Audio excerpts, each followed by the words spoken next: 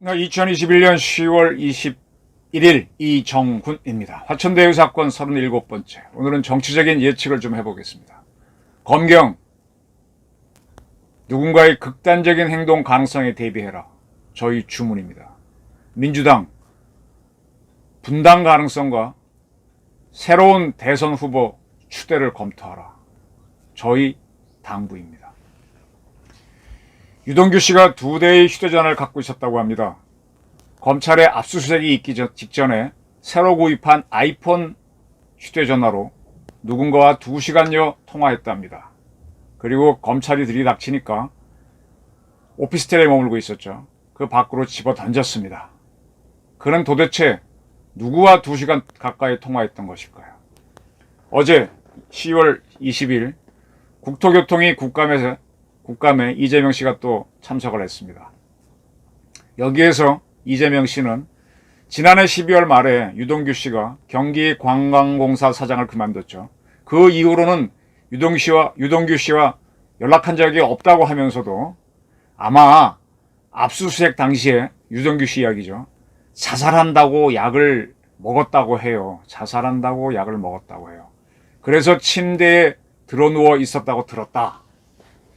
또 이런 이야기도 합니다. 나중에 들은 바로는 작년부터 유동규 씨에 대한 이야기입니다. 이혼 문제가 있어서 검찰 압수수색 당시에 자살한다고 약을 먹었다고 합니다. 그래서 국민의힘 김은혜 의원이 질문을 하죠. 어떻게 그렇게 잘 아세요? 그랬더니 그분이 우리하고 전혀 인연 없는 분이 아닌데 제가 가까이 있는 사람과 아는 사이 아니겠어요? 그런 얘기는 누구한테 들었나요? 그랬더니 그건 기억이 나지 않습니다. 라고 했습니다. 지금 경찰은 이 아이폰을 수거해서 유동규 씨의 협조로 비번을 풀었고요. 이 휴대폰은 검찰로 아마 전달한 걸로 알고 있습니다. 그리고 기존에 오랫동안 쓰던 휴대전화도 저는 확보한 걸로 알고 있습니다. 그것도 비번을 푼 것으로 듣고 있습니다. 확신은 못하고요. 자, 이렇게 휴대폰을 풀면은 뭐가 나오죠? 누구랑 통화했는지 나오죠. 유력 정치인들은 본인이 직접 핸드폰을 안 받습니다. 다른 사람이 받아서 이렇게 전해주죠. 그러니까 나는 통화 안 했다고 할 수 있죠. 근데 바꿔주면 자기가 통화하게 되죠.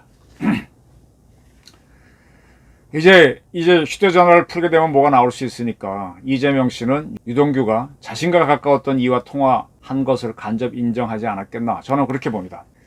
이 국감에서 있었던 문답을 보면서 왜 이재명 씨는 유동규의 이혼을 강조했을까라는 생각을 합니다. 지금 검찰도 유동규 씨를 구속했는데 또 검찰의 압수수색과 그의 구속을 가능케 했던 국민들의 관심도 유동규의 이혼 여부에는 관심이 없어요. 뭐 조금 관심이 있지만 그게 핵심이 아닙니다.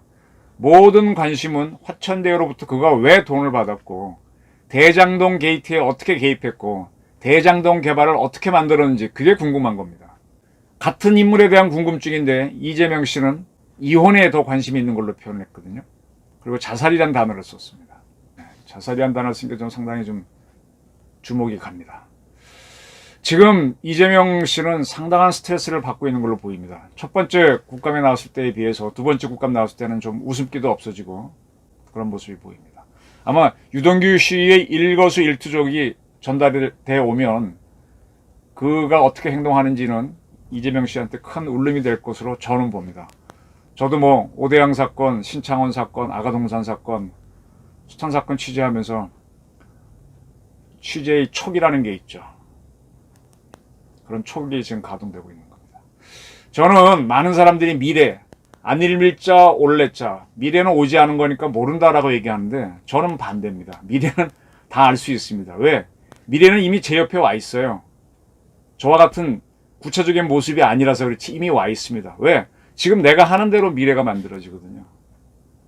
내가 열심히 하면 그게 이루어지고 열심히 안 하면 안 이루어집니다. 쉽게 설명하면. 지금 대장동 게이트에 대한 거는요. 이미 다 나와 있습니다. 그걸 어떻게 이렇게 모아서 이렇게 설명하느냐에 따라 조금 모양이 달라질 뿐이지 대장동 게이트는 이미 다 나와 있습니다. 원희룡 의원이 이렇게 얘기했습니다. 유동규 씨가 2시간 동안 통화했다 그랬는데 누군지 안다라고 그랬습니다.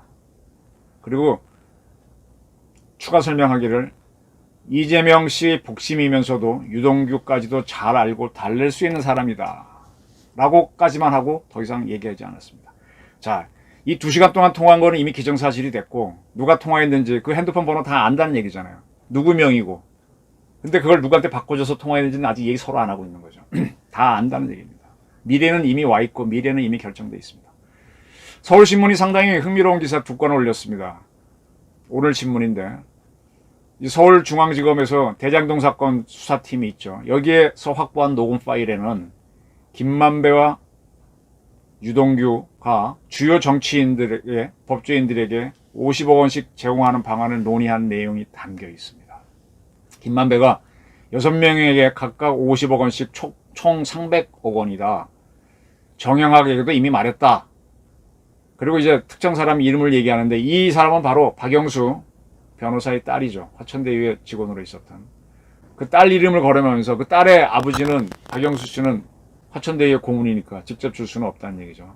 고문이니까 안 되고 곽상도 씨는 국회의원이니까 직접 줄 수도 없고 그렇게 얘기합니다. 그러니까 유동규가 곽상도는 현직이니 국회의원이니까 정치자금법 때문에 직접 주면 문제가 될 수 있다. 아들한테 배당으로 주는 게 낫다. 그래서 50억 원을 퇴직금으로 주게 됐다. 이런 얘기가 되는 거죠. 그러니까 김만배가 걱정을 합니다. 아이씨, 곽병채는 회사 말단인데 어떻게 50억 주냐 그랬더니 유동규가 아들에게 주는 거 외에는 방법이 없다. 그러면서도 알려지면 파장이 클 것이다.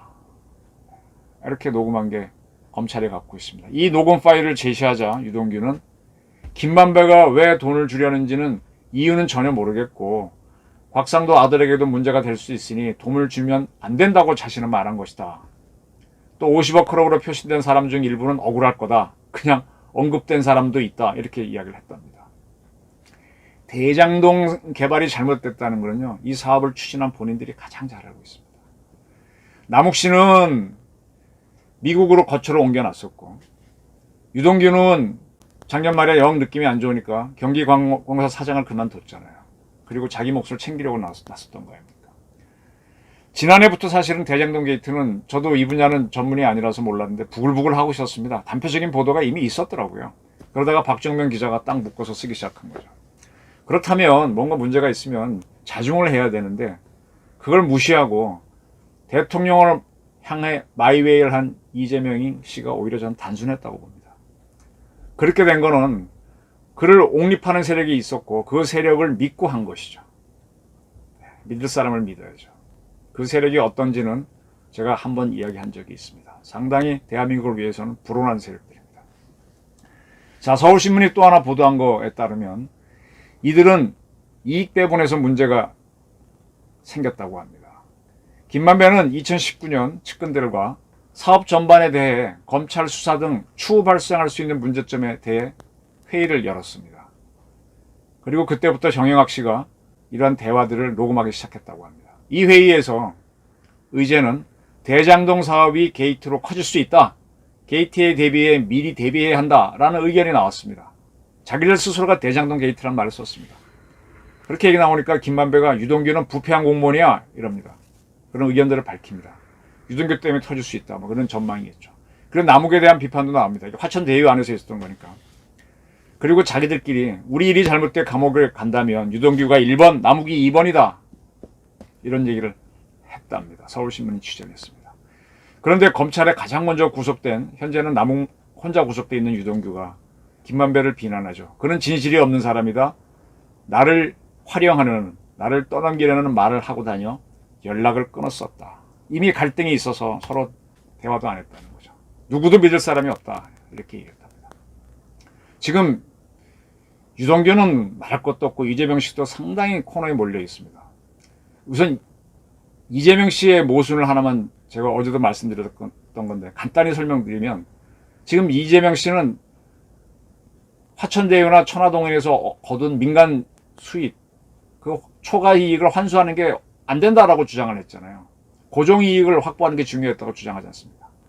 근데 그는 이미 엄청난 초과 이익을 거둔 화천대유로부터 920억 원을 환수한 바가 있습니다. 2019년 본인이 공직선거법 위반으로 재판을 받을 때 증인으로 요청한 게 화천대유의 당시 대표인 이성문 씨죠. 그가 나와가지고 성남 씨한테 920억 원을 더 내놓게 됐다. 공산당이다. 이렇게 얘기했었습니다. 그걸 자랑하고 다녔어요, 이재명 씨는. 그럼 무슨 얘기예요? 화천대유로부터 초과이익 920억 원을 환수했다는 거 아닙니까? 지금 와서는 환수가 안 된다. 고정이익 확보가 중요하다고 하면서 자기는 이미 그 전에 그걸 환수했었습니다. 이러니 모순이죠. 이재명 씨 지난 어제 있었던 국감에서 국민의힘 송석준 의원과 이런 문답을 나눴습니다. 먼저 질문입니다. 대장동 관련해서 막대한 이익이 발생했는데 이익에 기여한 공로로 소정의 대가를 이재명 씨도 받아야 되는 것 아니냐 이렇게 질의하니까 바로 그거다 안 주더라니까요 라고 답변합니다. 서운하지 않느냐 그랬더니 하하하 부인께서 서운하지 않다냐 엉뚱한 사람에게 50억씩 주고 라고 물으니 재미있게 잘 들었다. 전혀 섭섭하지 않다. 저와 제 가족이나 아내 제 주변 사람들도 부정한 돈에 관심을 갖는 사람들이 아니다 라고 했습니다. 그리고 송 의원이 그날 어제 개인형을 갖고 왔죠. 양두구육 양의 가죽을 쓴 양의 머리를 앞에 내서 개고기 파는 거다. 그걸 보이려고 개인형을 내미니까 민주당 의원들이 항의했습니다. 그러나 이재명 씨는 양두구육은 국민의힘 본인들 이야기다. 계속 이 양반은 뭐만 나면 국민의힘이라고 덮어 씌웁니다. 송 의원이 재밌는 인형을 보여줬는데 왜 민주당이 왜 항의하는지 이해가 안 간다라고 이재명 씨는 얘기했습니다. 그리고 나서 엉뚱한 소리를 합니다. 계속 덮어 씌우기죠, 상대방이요.